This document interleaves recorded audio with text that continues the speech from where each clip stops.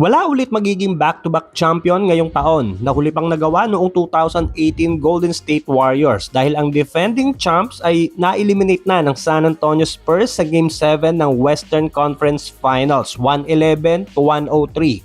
Sa mga pumaldo dyan, baka naman. Shoutout din sa Corgi na sumakto na naman yung hula sa serye. Parang nakabawi ng bahagya si Wemby kay SGA matapos siyang manalo ng Western Conference Finals MVP sa harap mismo ni SGA at home court ng OKC. Yung rivalry naman nila Wemby at Chet, kalimutan nyo na yon. Struggle si Chet buong series versus San Antonio. Mas lalo pa ngayong Game 7. Halos hindi na talaga siya naramdaman. 33 minutes siya naglaro, 2 beses lang tumira, sablay pa yung isa. 4 points lang siya sa game, 1 out of 2 sa field at 2 out of 4 sa free throw. Sa tatlong player na may dugong Pinoy din na posibleng aabot sa finals, si Jordan Clarkson at Dylan Harper ang tumagos. Na-eliminate na yung nagpapanggap na Pinoy. Si Victor Wembanyama ang tinanghal na Western Finals MVP na naiyak pa after ng game na parang naging reaction ni LeBron noong 2016 NBA Finals. Sa bagay, OKC naman kasi ang natalo nila. Ang hirap nga naman nun. Meron si Wemby na 22 points, 7 out of 15 sa field at 3 of 5 sa 3. Pero masasabi kong hindi to binuhat ni Wemby. Team effort ang pagkapanalo ng Spurs. Solid yung mga pinakawalang 3 ni Julian Champagnie para pigilan ang Thunder na mabalikan sila sa laro. Madaming beses na muntik na mabaliktad ng Thunder ang laban pero laging pamatay sunog at very timely ang 3 ni Champagnie. Meron siyang 20 points sa game at pumukol ng 6 out of 10 sa 3-point line. Yung hindi natin maramdaman na si De'Aaron Fox, medyo nagparamdam na din na meron ding 15 points sa 50% shooting sa field. Si Stephon Castle, 16 points. Nagkaroon din sila ng tulong mula sa bench. Si Dylan Harper, meron ding 12 points at 5 out of 8 sa field. Walang kakaba-kaba. Tumulong din si Keldon Johnson na may 11 points. Nag-ala LeBron James pa si Luke Cornett sa last minute ng 4th quarter sa block niya kay Isaiah Hartenstein. Nanatiling compose ang Spurs team from start to finish. May mga game sila sa serye na lamang sila sa umpisa pero nababalikan sila ng Thunder. Pero sa game na to, hindi na sila pumayag. Solid yung kanilang naging depensa, hustle pati sa pagkuha ng mga offensive rebounds. Habang sa Thunder, buhat na buhat ni SGA ang buong team. Kita mo din sa last quarter yung pagod niya, na tipong may mga tira na siyang kumakapos. Meron siyang 35 points sa game at 9 out of 11 sa free throw area. Usually pag ganyan ang numero niya, mahirap na silang talunin. Pero this time, halos wala siyang nakuhang tulong bukod kay Cason Wallace na may 17 points sa game. Si Holmgren, 4 points lang. Si Ludort, 3 points. Si Hartenstein, 7 points lang din.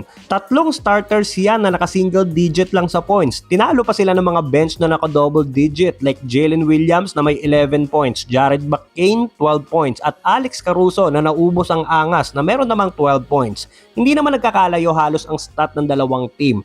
Lumamang lang ang Spurs sa 3 na meron silang 42% habang 34% sa Thunder. At kalat nga ang pinanggagalingan ng puntos ng San Antonio. 7 players ang naka-double digit sa points unlike sa OKC na halos si SGA lang ang mainit. At yun, sino nga naman ang mag-aakala na ang defending champion, ang may back-to-back MVP at team na nagsimula ng 8-0 sa playoffs ay hindi pala aabot ng finals? Pwedeng madami pa ang nag-isip na parang wala nang titibag sa kanila. Bakit nga naman hindi? Complete package ang team, from starters to bench. Halos walang tapon, mapa-opensa o depensa. Parang lagi silang angat. Dynasty na nga kung ituring dahil parang wala naman silang kahinaan. Pero sadyang bilog ang bola. At sa pag-evolve ng mga laro ngayon, halos taon-taon iba-ibang team na ang nakikita natin sa NBA Finals. Pero para sa OKC Thunder, kahit na-eliminate na sila, ito yung team na pwede mo pa i-run it back next season. Kahit walang major adjustment. Inabot ng Game 7 ang serye. So hindi naman natin masasabi na no match sila sa Spurs. Dahil nakita din naman natin yung hirap ng Spurs bago nila natalo ang Thunder. Yung pag-flop lang ng bawasan nila para mabawasan din yung mga haters nila. Dahil kaya ko pa din sabihin na kahit hindi sila mag-flop o hindi pumabor sa kanila ang mga referee, malakas pa din ang OKC Thunder sa talent at roster na meron sila. Ngayon, after hindi makapasok kahit sa NBA playoffs last year, muling babalik ang San Antonio Spurs sa NBA Finals mula pa noong 2014. That was 12 years ago. Kalaban pa noon ang Big 3 ng Miami Heat. At after ng hard-fought battle nila against OKC, Naghihintay naman ang isa pang pader sa East na New York Knicks. Madaming nagsasabi na sino man ang manalo sa Western Finals ay automatic champion na. Well, I don't think so. Hindi din natin pwedeng maliitin ang Knicks, lalo na ngayon na matagal sila nakapagpahinga habang katatapos lang ng laban ng Spurs. Pero good thing para sa Spurs dahil this time sila naman ang may home court advantage against Knicks. At sana mabaon ng San Antonio yung momentum sa NBA Finals. Tsaka yung mga madre. Dahil panigurado, mapa Wemby o Bronson, Knicks o Spurs, parehong gigil to na makakuha ng kanilang unang kampyonato. Magiging magandang laban to for sure. So, kanino ka? Dylan Harper o Jordan Clarkson?